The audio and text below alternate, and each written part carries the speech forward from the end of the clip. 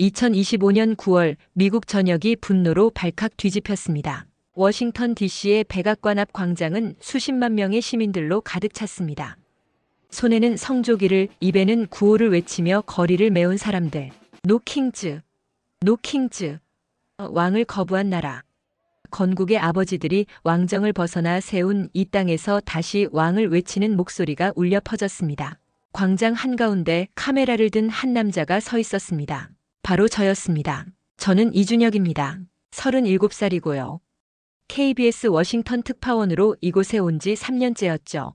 2022년 가을 처음 이 도시에 발을 디뎠을 때만 해도 미국은 여전히 세계 민주주의의 등대 같은 나라였습니다. 그런데 지금은 달랐어요. 그 등대가 완전히 무너지고 있었습니다. 이날 시위는 6월에 있었던 첫 번째 시위와는 차원이 달랐습니다. 6월엔 수만 명이었다면 지금은 수백만 명이었죠. 무엇이 이들을 이렇게 거리로 쏟아져 나오게 만들었을까요? 한 중년 여성이 제게 다가왔습니다. 손에 든 피켓에는 이렇게 적혀 있었어요. 우리는 한국인을 구금한다. 다음은 누구? 그녀가 떨리는 목소리로 말했습니다. 조지아에서 일어난 일을 보셨죠? 합법적으로 사는 사람들을 짐승 다루듯 했어요. 이게 미국입니까? 조지아. 9월 4일. 그날 일어난 일이 미국을 완전히 뒤바꿔 놓았습니다. 저는 카메라를 들고 광장을 둘러봤습니다. 곳곳에 한국 국기가 보였어요. 태극기를 든 한국계 미국인들, 그리고 그들과 함께 서 있는 미국인들. 저스터스 포 코리언즈, 위 스탠드 위드 코리어라고 적힌 피켓들이 물결을 잃었습니다. 한 백인 남성이 태극기를 들고 서 있었습니다. 저는 그에게 물었죠. 왜 한국 국기를 드셨어요? 그가 답했습니다. 조지아에서 한국인들에게 일어난 일은 우리 모두에게 일어날 수 있는 일입니다. 오늘은 한국인이지만 내일은 우리가 될 수 있어요. 그날 밤 저는 호텔로 돌아와 뉴욕 타임스를 펼쳤습니다. 일면 기사의 헤드라인이 제 눈을 사로잡았죠. 미국은 한국처럼 되어야 한다. 법 앞에 권력자도 평등한 나라. 한국. 제 조국이었습니다. 가슴이 뛰기 시작했어요. 세계 최강 대국 미국이 9월 4일 조지아에서 한국인들을 부당하게 구금한 바로 그 미국이 이제 한국을 배워야 한다고 말하고 있었습니다. 저는 그날부터 세 개의 질문을 품고 살았습니다. 왜 미국은 무너지고 있는가? 조지아에선 대체 무슨 일이 있었던가? 그리고 왜 한국은 그들의 해답이 되었는가? 지금부터 제가 목격한 이야기를 들려드리겠습니다. 먼저 이야기를 시작하기 전 구독과 좋아요, 그리고 댓글로 여러분의 경험도 공유해주세요. 영상 제작에 아주 큰 힘이 됩니다. 구독과 좋아요는 무료인 거 아시죠? 그럼 지금부터 이야기를 시작하겠습니다. 이건 단순히 한 나라의 혼란이 아닙니다. 민주주의의 본질을 묻는 세계사적 질문이었습니다. 모든 건 8개월 전으로 거슬러 올라갑니다. 2025년 1월 20일 트럼프의 두 번째 취임식이었죠. 저는 그날 의회 의사당 앞에 서 있었습니다. 영하의 날씨였지만 광장은 사람들로 가득 찼어요. 취임 선서를 마친 트럼프는 방송에서 외쳤습니다. 미국을 다시 위대하게, 이번엔 제대로 만들겠다. 환호성이 터져나왔습니다. 하지만 저는 그의 눈빛에서 뭔가 다른 걸 읽었어요. 폭력이 아닌 복지의 의지였습니다. 취임 첫날 예상은 현실이 됐습니다. 트럼프는 행정명령 23개를 한꺼번에 서명했어요. 의회와의 협의도 사법부의 검토도 없었죠. 이민정책을 전면 개편하고 환경 규제를 철폐하고 언론 접근을 제한했습니다. 백악관 브리핑룸에서 한 기자가 질문했습니다. 의회 협의 없이 이런 결정을 내리시는 게 헌법에 부합합니까? 대변인이 짧게 답했어요. 대통령은 국민이 선택한 최고 권력자입니다. 신속한 결정이 필요할 때 의회의 지연은 국익에 반합니다. 등골이 서늘해졌습니다. 삼권 분립이라는 민주주의의 기본 원칙이 무너지는 소리였으니까요. 2월이 되자 상황은 더 악화됐습니다. 트럼프는 국경 지역에 군대를 투입했어요. 저는 텍사스 엘페소로 날아갔습니다. 거리엔 총을 든 군인들이 순찰하고 있었어요. 한 식당 주인이 제게 말했습니다. 군대가 우리를 지켜주는 게 아니라 감시하고 있어요. 3월 초엔 더 충격적인 일이 벌어졌습니다. 트럼프는 CNN, MBC 등 주요 언론사의 백악관 출입을 금지했죠. 언론의 자유가 막힌 겁니다. 미국 수정헌법 제1조가 한 사람의 결정으로 무력화되는 순간이었어요. 저는 워싱턴 거리를 걸으며 생각했습니다. 한국이었다면 어땠을까? 대통령이 이런 식으로 권력을 휘두르면 어떻게 됐을까? 한국에선 대통령도 법 앞에 섰습니다. 탄핵도 당했고 구속도 됐죠. 시스템이 작동했습니다. 4월 의회가 움직이기 시작했습니다. 민주당 의원들은 트럼프의 행정명령 무효 소송을 제기했어요. 청문회에서 한 헌법학자가 증언했습니다. 현재 미국은 헌정 위기에 처해 있습니다. 대통령의 권한이 견제 없이 확대되면 이는 민주주의가 아니라 권위주의입니다. 5월이 되자 거리에 사람들이 나오기 시작했습니다. 곳곳에서 소규모 시위가 일어났어요. 6월 15일엔 워싱턴 DC에서 10만 명 규모의 시위가 열렸습니다. 노킹즈라는 구호가 처음 등장한 날이었죠. 한 대학생이 외쳤습니다. 우리는 왕을 거부하고 이 나라를 세웠습니다. 그런데 지금 백악관에 왕이 앉아 있습니다. 하지만 트럼프는 이를 무시했습니다. 오히려 더 강경해졌죠. 그리고 그 강경함은 8월의 관세 전쟁으로 이어졌습니다. 저는 일기장에 썼어요. 폭풍이 시작됐다. 하지만 이건 시작에 불과하다.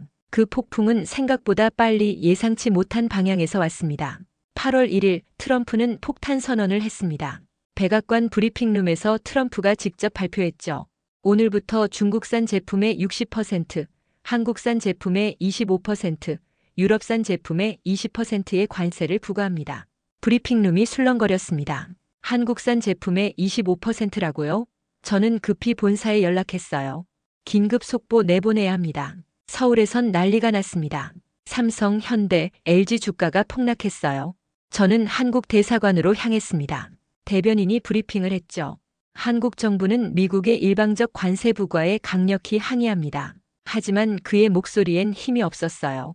저는 전국을 돌아다니며 관세의 영향을 취재했습니다. 조지아 애틀랜타의 기아차 공장을 찾아갔어요. 한 노동자가 말했습니다. 25% 관세가 붙으면 우리 차를 누가 사겠어요? 공장이 문을 닫을지도 모릅니다. 그는 15년째 이 공장에서 일했다고 했어요. 캘리포니아의 전자제품 유통업체를 찾아갔습니다. 대표가 한숨을 쉬며 말했어요. 삼성 제품이 우리 매출의 40%입니다. 25% 관세가 붙으면 가격을 올려야 해요. 그럼 소비자들이 떠나겠죠. 전국이 혼란에 빠졌습니다. 월마트, 타겟 같은 대형 소매점들은 한국산 제품 가격을 일제히 올렸어요. 삼성 TV 가격이 하루아침에 30% 뛰었습니다. 디트로이트에선 한국차 대신 미국차를 사라는 캠페인이 벌어졌어요. 그런데 아이러니하게도 미국차 재고가 없었습니다. 생산이 안 따라간 겁니다. 8월 말 물가가 치솟기 시작했습니다. 뉴욕 브루클린의 한 슈퍼마켓을 취재했어요. 한 주부가 장바구니를 들고 한숨을 쉬었습니다. 지난달엔 $200면 됐는데 이번엔 $280가 나왔어요. 계산대 직원이 설명했죠. 관세 때문입니다. 외국산 제품 가격이 다 올랐어요. 9월 초 상황은 더 악화됐습니다. 한국 정부가 보복 관세를 발표한 겁니다. 미국산 쇠고기, 밀, 옥수수에 30% 관세를 부과하겠다고 했죠. 중국과 유럽도 마찬가지였습니다. 미국 농민들이 타격을 입었습니다. 저는 아이오와의 한 옥수수 농장을 찾아갔어요. 60대 농부가 말했습니다. 나는 트럼프를 찍었소. 미국을 위한다고 해서 믿었어요. 그런데 이게 뭡니까? 내 옥수수를 한국에 팔 수 없게 됐어요. 전국이 혼란에 빠졌습니다. 관세 전쟁은 무역 전쟁을 넘어 생활 전쟁이 됐어요. 물가는 오르고 일자리는 줄고 기업들은 문을 닫기 시작했습니다. 저는 매일 본사에 리포트를 보냈습니다. 미국이 스스로를 무너뜨리고 있습니다. 하지만 트럼프는 멈추지 않았습니다. 오히려 더 강경해졌죠. 그리고 그 강경함은 결국 9월 4일 조지아에서 끔찍한 일을 만들어냈습니다. 그날은 제 인생에서 잊을 수 없는 날이 됐습니다. 9월 4일 조지아에서 475명이 구금됐습니다. 그중 300명 이상이 한국인이었죠. 저는 그날 애틀랜타로 날아가 취재했습니다. 한인타운은 공포에 휩싸여 있었어요. 영주권자, 합법 체류자 구분 없이 무차별로 끌려갔습니다. 관세 보복의 희생양이 된 겁니다. 저는 그날 밤 리포트를 했죠. 이건 법치가 아닙니다. 한 사람의 분노가 무고한 시민들을 짓밟고 있습니다. 하지만 진짜 이야기는 그 다음 날부터 시작됐습니다. 9월 5일 아침 뉴욕 타임스퀘어에 사람들이 모이기 시작했어요. 처음엔 몇백 명이었습니다. 한국계 미국인들이 주축이었죠. 릴리스 아워 피펄이라고 적힌 피켓을 들고 있었어요. 그런데 점심때가 되자 백인, 흑인, 히스패닉들이 합류하기 시작했습니다. 저는 급히 뉴욕으로 이동했습니다. 오후 3시 타임스퀘어는 이미 수만 명으로 가득 찼어요. 한 백인 중년 남성이 태극기를 들고 서 있었습니다. 저는 그에게 물었죠. 왜 여기 나오셨어요? 그가 답했습니다. 오늘은 한국인이지만 내일은 나일 수 있어요. 이건 우리 모두의 문제입니다.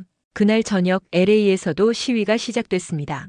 시카고, 보스턴, 애틀랜타, 시애틀. 미국 전역 50개 도시에서 동시다발적으로 사람들이 거리로 쏟아져 나왔어요. 조지아 사건이 도화선이 된 겁니다. 9월 6일 워싱턴 DC에서 대규모 집회가 열렸습니다. 저는 새벽부터 백악관 앞으로 향했어요. 해가 뜨기도 전에 이미 수천 명이 모여 있었습니다. 오전 10시 인파는 10만 명을 넘어섰죠. 노 킹즈, 노 킹즈. 구호가 울려 퍼졌습니다. 6월에 처음 등장했던 그 구호가 이제 전국을 뒤덮고 있었어요. 사람들은 더 이상 조지아 사건만 이야기하지 않았습니다. 트럼프의 모든 것에 분노하고 있었죠. 한 여성이 단상에 올랐습니다. 50대 교사였어요. 저는 정치에 관심 없는 사람이었습니다. 투표도 거의 안 했죠. 그런데 이제는 참을 수가 없어요. 이 나라가 한 사람의 놀이터가 되고 있습니다. 사람들이 환호했습니다. 저는 군중 속을 걸어다니며 사람들을 만났습니다. 한 대학생이 말했어요. 6월에도 나왔었어요. 그땐 친구 몇 명이랑 왔죠. 그런데 지금 보세요. 온 나라가 나왔잖아요. 그의 눈빛엔 희망이 보였습니다. 9월 7일 시위는 더 격렬해졌습니다. 뉴욕에서는 100만 명이 거리를 메웠어요. LA에서는 50만 명, 시카고에서는 30만 명. 저는 하루에도 몇 번씩 도시를 옮겨다니며 취재했습니다. 시애틀에서 만난 한 은퇴 군인이 제게 말했습니다. 저는 베트남전에 참전했습니다.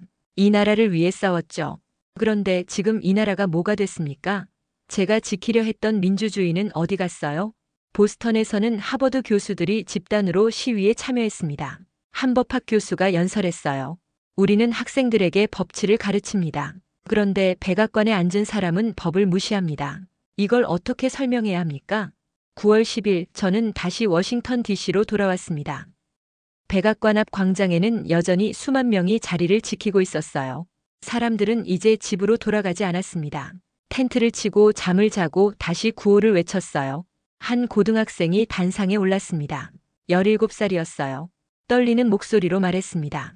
우리 헌법은 우리 국민은으로 시작합니다. 나 대통령은이 아닙니다. 이 나라의 주인은 국민입니다. 광장이 환호성으로 가득 찼습니다. 저는 그 모습을 보며 2016년 겨울 광화문이 떠올랐습니다. 촛불을 든 한국 시민들이 평화롭게 하지만 단호하게 권력을 바로 세우던 그날들. 지금 미국에서 똑같은 일이 벌어지고 있었어요. 9월 중순 시위는 전국으로 확산됐습니다. 작은 시골 마을에서도 사람들이 모였어요. 아이오와의 한 농촌 마을을 찾아갔습니다. 인구 3,000명의 작은 마을이었는데 200명이 넘는 주민들이 광장에 모여 있었어요. 한 농부가 제게 말했습니다. 저는 트럼프를 찍었습니다. 하지만 이건 아니에요. 왕을 뽑은 게 아니었거든요. 대통령을 뽑은 겁니다. 그의 손엔 노 킹즈라고 적힌 종이가 들려 있었어요. 저는 매일 본사에 리포트를 보냈습니다. 미국이 깨어나고 있습니다. 왕을 거부한 이 나라의 국민들이 다시 한번 왕을 거부하고 있습니다. 그리고 이 시위는 멈추지 않았어요. 9월 말까지 그리고 10월로 접어들면서도 계속됐습니다. 저는 그 모든 순간을 카메라에 담았습니다. 이건 역사였으니까요. 한 나라의 국민들이 스스로 일어나 민주주의를 되찾으려는 투쟁. 그 한가운데서 저는 질문하기 시작했습니다. 민주주의란 대체 무엇인가? 그리고 그 답을 찾는 과정에서 제 조국 한국이 자꾸만 떠올랐습니다. 9월 20일 뉴욕타임스가 특집 기사를 냈습니다. 저는 그날 아침 호텔 로비에서 신문을 펼쳤어요. 일면 전체를 차지한 기사였습니다. 헤드라인이 눈에 들어왔죠. 미국은 한국처럼 되어야 한다. 시스템이 권력자를 통제하는 나라. 가슴이 두근거렸습니다. 제 조국 이야기였으니까요. 기사는 이렇게 시작됐습니다. 한국에서는 대통령도 법 앞에 선다. 2017년 한국 국민들은 촛불을 들고 거리로 나왔다. 그리고 대통령을 탄핵했다. 폭력 없이 질서 있게 헌법에 따라. 저는 그 문장을 읽으며 눈시울이 뜨거워졌어요. 기사를 읽던 옆 테이블의 한 남성이 제게 말을 걸었습니다. 한국 사람이세요? 저는 고개를 끄덕였어요. 네, 한국에서 온 기자입니다. 그가 신문을 가리키며 말했죠. 부럽습니다. 당신네 나라는 시스템이 작동하는군요. 그날 오후 BBC도 비슷한 기사를 냈습니다. 한국 모델 민주주의를 지키는 법. 워싱턴 포스트는 왜 한국은 권력자를 견제할 수 있는가라는 제목의 칼럼을 실었어요. 갑자기 미국 언론들이 일제히 한국을 이야기하기 시작한 겁니다. 저는 뉴욕 타임스 본사를 찾아갔습니다. 그 기사를 쓴 기자를 만나고 싶었어요. 30대 후반의 여성 기자였습니다. 사라라고 자신을 소개했죠. 왜 한국을 주목하셨어요? 제가 물었습니다. 사라가 답했습니다. 조지아 사건을 취재하면서 깨달았어요. 미국엔 권력을 제어할 시스템이 없다는 걸요. 트럼프가 뭘 해도 막을 방법이 없잖아요. 그래서 다른 나라들을 찾아봤죠. 그중 한국이 가장 인상적이었습니다. 한국의 어떤 점이 인상적이었나요? 대통령을 탄핵한 것도 놀랍지만 그 과정이 더 놀라웠어요. 폭력이 없었고 법과 절차에 따랐죠. 그리고 탄핵 이후에도 시스템이 계속 작동했습니다. 권력자 한 명이 바뀌어도 나라는 멈추지 않았어요. 저는 그날 밤 그녀의 말을 곱씹었습니다. 한국 사람인 저는 당연하게 여겼던 것들이 미국 사람들에겐 놀라운 일이었던 겁니다. 9월 25일 CNN이 한국 특집 다큐멘터리를 방영했습니다. 저는 그날 저녁 숙소에서 TV를 켰어요. 1시간짜리 프로그램이었습니다. 한국 시스템이 통치하는 나라라는 제목이었죠. 다큐멘터리는 2016년 촛불 시위부터 시작했습니다. 광화문을 가득 메운 시민들, 질서정연한 행진, 평화로운 구호, 그리고 헌법재판소의 탄핵 인용 장면이 이어졌어요. 저는 그 장면을 보며 3년 전 서울이 떠올랐습니다. 프로그램은 한국의 제도를 분석했습니다. 헌법재판소, 검찰, 언론, 시민단체, 권력을 견제하는 다양한 장치들이 소개됐어요. 한 하버드 교수가 출연해 말했습니다. 한국은 민주주의가 어떻게 작동해야 하는지 보여주는 교과서입니다. 다음 날 워싱턴 DC의 한 서점을 찾아갔습니다. 한국 관련 책들이 진열대 앞쪽에 놓여 있었어요. 한국의 민주주의, 촛불혁명, 한국은 어떻게 독재를 끝냈는가 같은 책들이었습니다. 서점 주인이 제게 말했죠. 요즘 이 책들이 정말 잘 나가요. 다들 한국을 알고 싶어 합니다. 저는 한 권을 집어들었습니다. 한국의 민주주의라는 책이었어요. 페이지를 넘기며 읽었습니다. 1987년 민주화 운동, 군사독재의 종말, 시민사회의 성장. 제가 태어나기 전 일들도 있었고 제가 어렸을 때 목격했던 일들도 있었어요. 10월 초 보스턴 대학교에서 한국 민주주의에 관한 세미나가 열렸습니다. 저는 취재차 그곳을 찾아갔어요. 강당엔 500명이 넘는 학생들이 모였습니다. 한국학 교수가 강연을 시작했죠. 한국은 불과 60년 전만 해도 세계 최빈국이었습니다. 군사독재가 지배했죠. 그런데 지금은 경제 10위권, 민주주의 지수 20위권 국가입니다. 어떻게 가능했을까요? 학생들이 집중해서 듣고 있었어요. 교수가 말을 이었습니다. 한국의 힘은 시스템에 있습니다. 권력자 한 명이 아무리 강해도 시스템이 그를 견제합니다. 그리고 그 시스템을 지키는 건 시민들입니다. 강연이 끝나고 한 학생이 질문했습니다. 미국도 한국처럼 될 수 있을까요? 교수가 답했어요. 될 수 있습니다. 하지만 시민들이 움직여야 합니다. 지금 거리에 나온 사람들처럼요. 저는 그날 밤 리포트를 작성했습니다. 미국이 한국을 보고 있습니다. 시스템이 권력자를 통제하는 나라, 시민이 권력을 견제하는 나라. 한국은 이제 미국 민주주의의 거울이 되고 있습니다. 그리고 저는 깨달았어요. 이건 단순히 한국이 주목받는 게 아니라 민주주의의 본질에 대한 질문이라는 걸 말이죠. 10월 5일 워싱턴 DC의 한 토론회에 초대받았습니다. 주제는 한국 민주주의에서 배우다였어요. 저는 한국인 특파원으로서 패널로 참석하게 됐습니다. 조지타운 대학 강당에 300명 정도가 모였죠. 정치학자, 언론인, 학생들이 섞여 있었어요. 사회자가 저에게 첫 질문을 던졌습니다. 한국은 어떻게 민주주의를 지켜냈습니까? 저는 잠시 생각했어요. 어디서부터 이야기해야 할까? 그리고 입을 열었습니다. 한국은 왕이 아닌 국민이 만든 나라입니다. 1987년 한국 국민들은 거리로 나왔습니다. 군사독재를 끝내기 위해서였죠. 그리고 직선제 개헌을 이뤄냈습니다. 사람들이 집중해서 듣고 있었어요. 그게 끝이 아니었습니다. 2016년 대통령이 권력을 남용했습니다. 국민들은 다시 거리로 나왔어요. 촛불을 들고 평화롭게 하지만 단호하게 요구했습니다. 대통령 퇴진을요. 제 목소리가 떨렸습니다. 그때 일들이 생생하게 떠올랐거든요. 한 교수가 질문했습니다. 폭력은 없었습니까? 저는 고개를 저었어요. 없었습니다. 수백만 명이 모였지만 폭력은 없었어요. 오히려 시위가 끝나면 쓰레기를 줍고 갔습니다. 그게 한국 시민들이었습니다. 강당이 조용해졌습니다. 한 학생이 손을 들었어요. 그럼 한국은 완벽한 민주주의 국가인가요? 저는 웃으며 답했습니다. 아니요. 한국도 문제가 많습니다. 부패도 있고 갈등도 있죠. 하지만 중요한 건 시스템이 작동한다는 겁니다. 권력자가 잘못하면 시민이 바로잡고 법이 심판합니다. 토론회가 끝나고 여러 사람들이 제게 다가왔습니다. 한 중년 남성이 악수를 청했어요. 저는 변호사입니다. 오늘 당신 이야기를 듣고 깨달았어요. 미국에 부족한 게 뭔지요. 시민의 힘입니다. 다음 날 저는 한국 관련 자료를 더 찾아봤습니다. 본사의 요청에서 과거 영상들도 받았어요.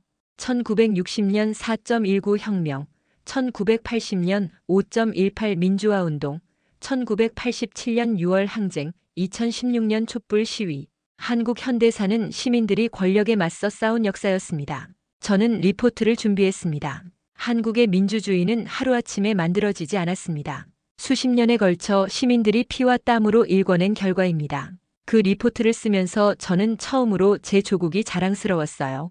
10월 10일 뉴욕의 한 심포지엄에 참석했습니다. 주제는 아시아 민주주의 모델이었는데 한국이 중심 사례로 다뤄졌어요. 서울대에서 온 정치학 교수가 발표했습니다. 한국의 특별함은 제도와 시민의 조화입니다. 제도만으론 부족해요. 시민이 깨어 있어야 합니다. 반대로 시민의 열정만으론 안 됩니다. 제도가 뒷받침해야 하죠. 한국은 이 둘을 모두 가지고 있습니다. 발표가 끝나고 질의응답 시간이었습니다. 한 미국인 교수가 물었어요. 한국은 어떻게 그런 시민의식을 키웠습니까? 서울대 교수가 답했습니다. 교육과 경험입니다. 한국 학생들은 민주화 역사를 배웁니다. 그리고 부모 세대가 직접 민주화를 경험했죠. 그게 다음 세대로 이어집니다. 저는 그 말을 듣고 고개를 끄덕였어요. 제 부모님도 1987년 시위에 참여하셨습니다.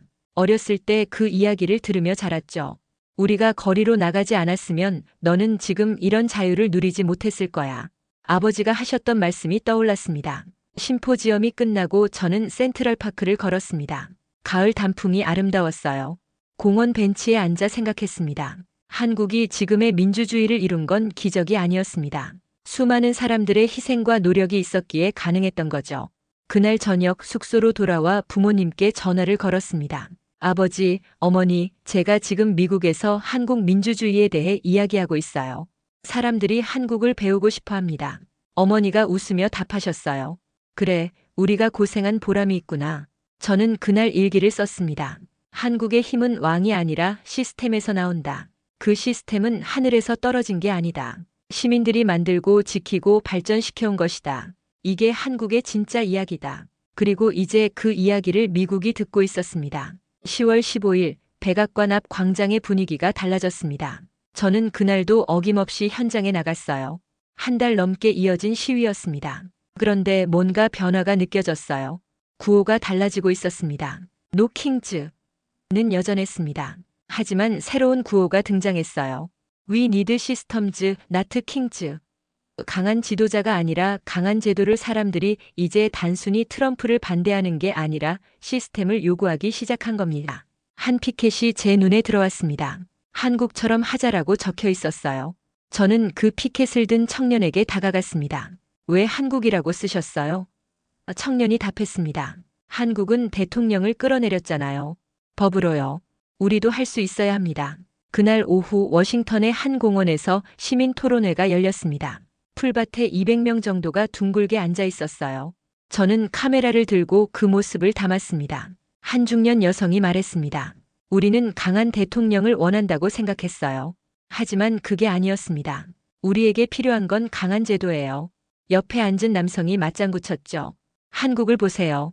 대통령이 바뀌어도 나라는 계속 돌아갑니다. 시스템이 있으니까요. 저는 그들의 대화를 들으며 감동했습니다. 정치 전문가가 아닌 평범한 시민들이 민주주의의 본질을 깨닫고 있었어요.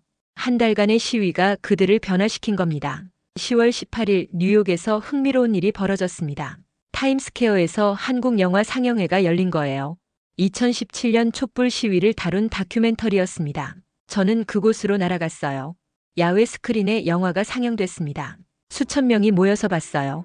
광화문을 가득 메운 촛불, 평화로운 시위, 헌법재판소의 탄핵 선고. 미국 사람들은 그 장면을 숨죽이며 지켜봤습니다. 영화가 끝나자 박수가 터져 나왔습니다. 한 여성이 울고 있었어요. 저는 그녀에게 다가갔습니다. 왜 우세요? 그녀가 답했습니다. 저렇게 할 수 있다는 게 믿기지 않아요. 폭력 없이 평화롭게 대통령을 끌어내다니. 우리도 할 수 있을까요? 저는 그녀의 손을 잡았습니다. 할 수 있습니다. 지금 당신들이 하고 있잖아요. 그녀가 고개를 끄덕이며 미소 지었어요. 그날 밤 저는 본사에 리포트를 보냈습니다. 미국이 변하고 있습니다. 거리에서 배우고 각성하고 성장하고 있어요. 한국은 그들의 스승이 되고 있습니다. 10월 20일 오늘입니다. 저는 다시 백악관 앞에 서 있어요. 한 달 보름째 이어지는 시위입니다. 사람들은 지치지 않았어요. 오히려 더 단단해졌습니다. 한 노인이 제게 다가왔습니다. 70대로 보였어요. 저는 1960년대 민권운동에 참여했습니다. 그때 이후 처음으로 다시 거리에 나왔어요. 그가 말했습니다. 그땐 인종차별과 싸웠죠. 지금은 권력 독점과 싸우고 있습니다. 똑같은 싸움이에요. 저는 그의 말을 카메라에 담았습니다. 그리고 깨달았어요. 이 싸움은 끝나지 않았다는 걸. 민주주의는 한번 쟁취하면 끝나는 게 아니라 계속 지켜내야 하는 것이라는 걸 말이죠. 광장 한쪽에서 한 대학생이 연설하고 있었습니다. 우리는 원칙을 원합니다. 트럼프가 아니라 헌법을 원해요. 왕이 아니라 시스템을 원합니다. 사람들이 환호했습니다. 저는 그 모습을 보며 리포트를 시작했습니다. 미국 시민들은 이제 알고 있습니다. 민주주의는 강한 지도자가 만드는 게 아니라는 걸요.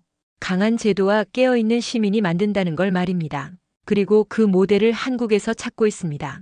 해가 지고 있었습니다. 광장엔 촛불이 켜지기 시작했어요. 마치 2016년 겨울 광화문처럼. 저는 그 빛을 보며 생각했습니다. 민주주의의 빛은 이렇게 이어지는구나. 한국에서 미국으로, 시민에서 시민으로. 10월 22일 런던에서 연락이 왔습니다. BBC 프로듀서가 제게 이메일을 보냈어요. 준혁, 우리도 미국 시위를 취재하고 있습니다. 그런데 모두가 한국을 이야기하더군요. 한국에 대해 인터뷰 가능할까요? 저는 흔쾌히 승낙했습니다.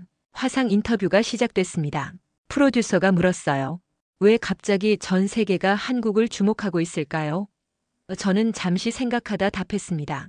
한국이 보여줬기 때문입니다. 민주주의가 어떻게 작동해야 하는지를요. 구체적으로 설명해 주실 수 있나요? 한국에선 대통령도 법 위에 있지 않습니다. 2017년 박근혜 대통령이 탄핵됐죠. 2018년엔 이명박 전 대통령이 구속됐고 박근혜도 수감됐습니다. 권력자라고 해서 법을 피할 수 없어요. 프로듀서가 놀란 표정을 지었습니다. 전직 대통령들이 감옥에 갔다고요? 저는 고개를 끄덕였어요. 네, 그게 법치입니다. 한국에선 당연한 일이에요. 인터뷰가 끝나고 저는 유럽 언론들을 찾아봤습니다. 르몽드, 슈피겔, 가디언 모두 한국을 다루고 있었어요. 프랑스 르몽드는 한국, 시민이 권력을 견제하는 나라라는 특집을 실었습니다. 독일 슈피겔은 더 직접적이었습니다. 독일은 한국에서 배워야 한다는 제목의 칼럼이었어요. 내용을 읽어보니 흥미로웠습니다. 한국의 민주주의는 젊고 역동적이다. 70년 역사를 가진 독일 민주주의보다 더 생생하게 작동한다. 저는 베를린에 있는 독일 특파원에게 연락했습니다. 거기도 한국 이야기가 나오나요? 그가 답했어요. 난리예요. 독일 대학에서 한국 민주주의 강의가 개설됐습니다. 학생들이 몰려들고 있어요. 아시아에서도 반응이 뜨거웠습니다. 일본 아사히 신문은 한국의 민주주의, 일본을 앞서다라는 기사를 냈어요. 대만 언론들은 우리도 한국처럼이라는 캠페인을 시작했습니다. 10월 25일 유엔 본부에서 특별 세미나가 열렸습니다. 주제는 21세기 민주주의 모델이었어요. 저는 뉴욕으로 날아가 그 세미나를 취재했습니다. 한국 외교부 장관이 기조연설을 했습니다. 한국의 민주주의는 완벽하지 않습니다. 하지만 우리는 계속 발전시켜왔습니다. 시민의 힘으로, 제도의 힘으로요. 회의장에서 박수가 터져 나왔어요. 캐나다 대표가 발언했습니다. 한국 모델의 핵심은 균형입니다. 시민의 열정과 제도의 안정성이 조화를 이루고 있죠. 이게 민주주의의 이상적인 모습입니다. 브라질 대표도 손을 들었어요. 남미 국가들도 한국을 주목하고 있습니다. 우리는 종종 강한 지도자에게 의존했죠. 하지만 한국은 다릅니다. 지도자가 아니라 시스템에 의존합니다. 세미나가 끝나고 저는 여러 나라 기자들과 이야기를 나눴습니다. 인도 기자가 제게 말했어요. 인도도 민주주의 국가입니다. 하지만 한국만큼 제도가 작동하지 않아요. 우리가 배워야 할 게 많습니다. 아프리카 케냐에서 온 기자도 있었습니다. 케냐는 지금 민주화 과정에 있습니다. 한국의 경험이 우리에게 큰 도움이 될 겁니다. 독재를 끝내고 민주주의를 세운 나라니까요. 저는 그날 밤 호텔 방에서 세계 지도를 펼쳤습니다.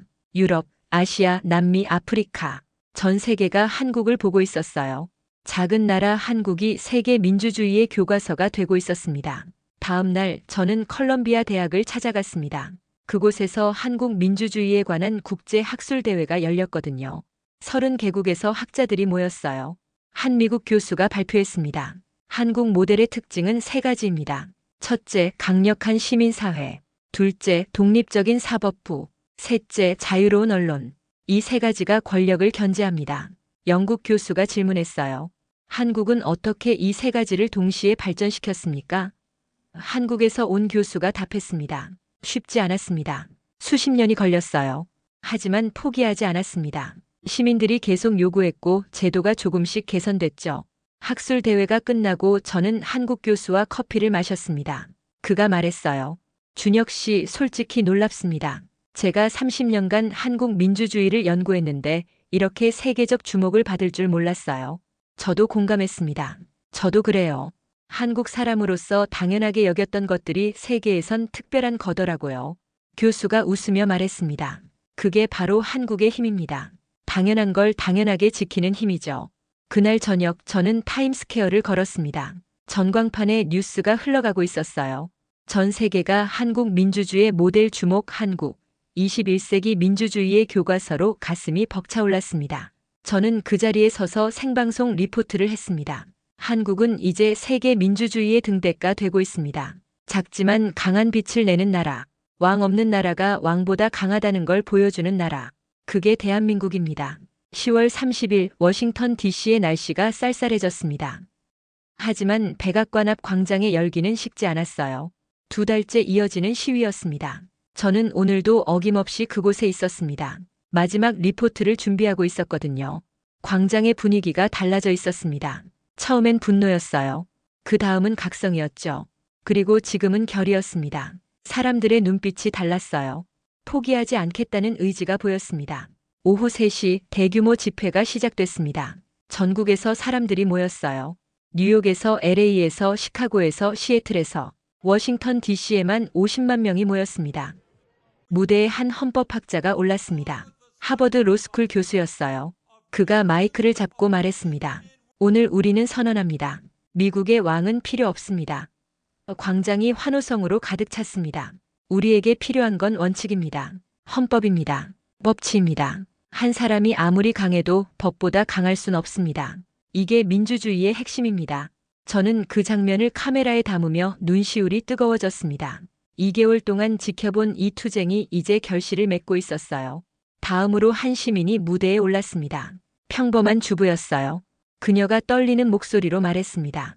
저는 정치를 몰랐습니다. 관심도 없었어요. 그런데 지난 2달 동안 배웠습니다. 민주주의는 저절로 지켜지는 게 아니라는 걸요.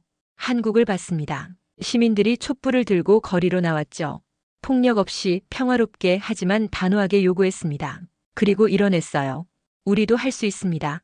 광장이 다시 환호로 들끓었습니다. 저는 군중 속을 걸어다니며 사람들을 만났어요. 한 대학생이 제게 말했습니다.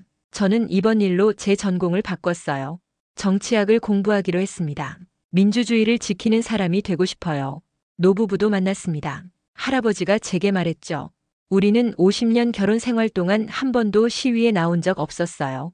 그런데 이번엔 달랐습니다. 손자들에게 부끄럽지 않은 나라를 물려주고 싶었어요. 해가 지기 시작했습니다. 광장에 촛불이 켜졌어요. 50만 개의 촛불이 워싱턴 DC를 밝혔습니다. 저는 그 빛을 보며 2016년 겨울 광화문이 떠올랐습니다. 똑같은 빛이었어요.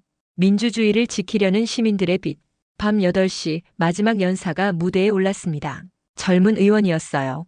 그가 말했습니다. 오늘 이 자리에서 우리는 약속합니다.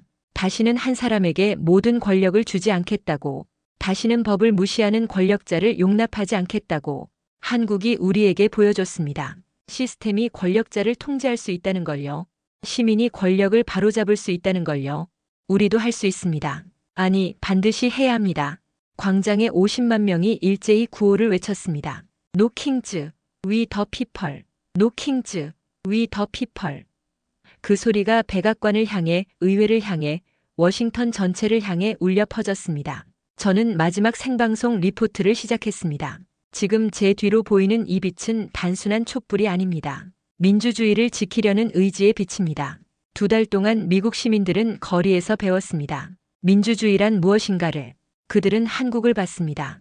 시민이 움직이면 권력을 바꿀 수 있다는 걸요. 시스템이 작동하면 왕도 필요 없다는 걸요.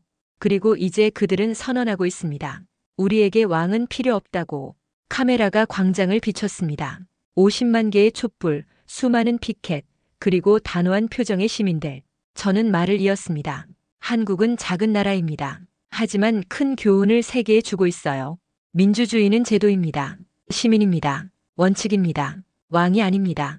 이게 21세기 민주주의의 정의입니다. 그리고 그 정의를 한국이 보여줬고 미국이 배우고 있으며 세계가 주목하고 있습니다. 왕 없는 나라가 왕보다 강하다는 진실을 말이죠. 리포트를 마치고 저는 카메라를 내려놨습니다. 2달간의 취재가 끝나는 순간이었어요. 가슴이 벅차올랐습니다.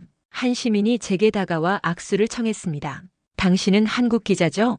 감사합니다. 한국이 우리에게 희망을 줬어요. 저는 그의 손을 꽉 잡았습니다. 아니요. 당신들이 희망입니다. 스스로 일어선 시민들이 진짜 희망이에요. 밤 11시 저는 숙소로 돌아왔습니다. 창밖으로 워싱턴의 야경이 보였어요. 백악관, 의회, 워싱턴 기념탑, 미국 민주주의의 상징들이 불을 밝히고 있었습니다. 저는 노트북을 열고 마지막 기사를 썼습니다. 왕 없는 나라를 향한 미국의 분노, 그리고 해답은 한국에 있다는 제목이었어요. 손이 빠르게 움직였습니다. 미국은 지금 민주주의를 재정의하고 있다. 강한 지도자가 아니라 강한 제도를 원한다고. 카리스마가 아니라 시스템을 선택하겠다고. 그리고 그 모델을 한국에서 찾고 있다. 한국은 왕을 거부한 나라다. 독재를 끝냈고 부패 권력을 탄핵했다. 시민의 힘으로, 제도의 힘으로.